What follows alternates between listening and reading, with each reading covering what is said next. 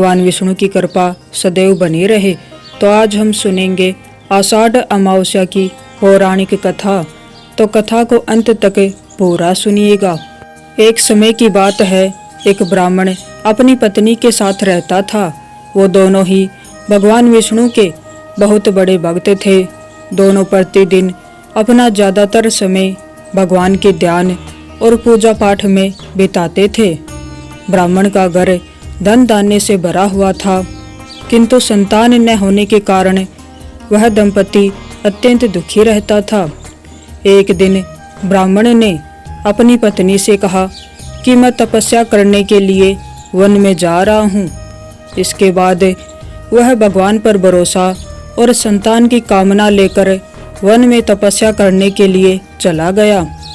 ब्राह्मण को कठोर तपस्या करते हुए कई वर्ष बीत गए, लेकिन उसे फल की प्राप्ति नहीं हुई। अंत में हार मानकर ब्राह्मण ने अपने जीवन को समाप्त करने का निर्णय लिया।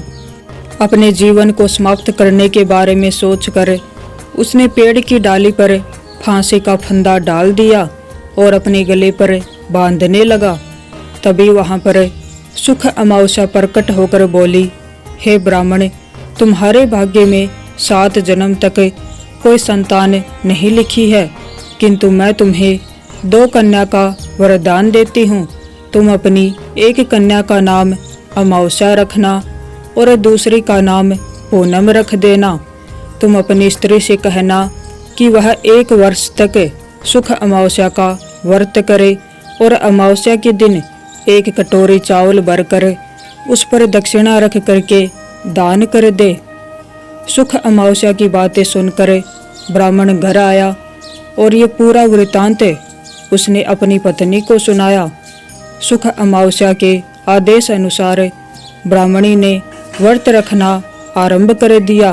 कुछ दिनों बाद ब्राह्मण के घर 2 कन्याओं ने जन्म लिया, जिसमें से एक कन्या का नाम अमावस्या और दूसरी का नाम पूनम रखा गया। जब ब्राह्मण की दोनों बेटियां बड़ी हुई तो ब्राह्मण ने उनका विवाह कर दिया। बड़ी बहन अमावस्या धार्मिक प्रवृत्ति की थी। वह काफी समय भगवान की पूजा और धर्म कर्म में व्यतीत करती थी। इसके विपरीत पूनम भगवान को बिल्कुल भी नहीं मानती थी। बड़ी बहन अमावस्या के घर में सुख समृद्धि का भंडार था, पर छोटी बहन के घर में दरिद्रता छाई थी।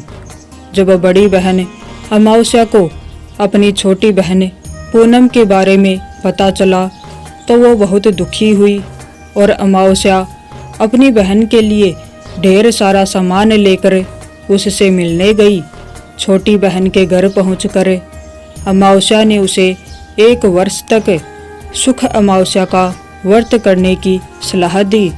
साथ ही अमावस्या ने व्रत की विधि बताई तथा पूनम को कहा कि तुम 1 वर्ष तक सुख अमावस्या का व्रत करना और 1 कटोरी में चावल भर कर उसे दान कर देना। ऐसा करने से तुम्हारे सभी कष्ट दूर हो जाएंगे और घर में सुख समृद्धि आएगी।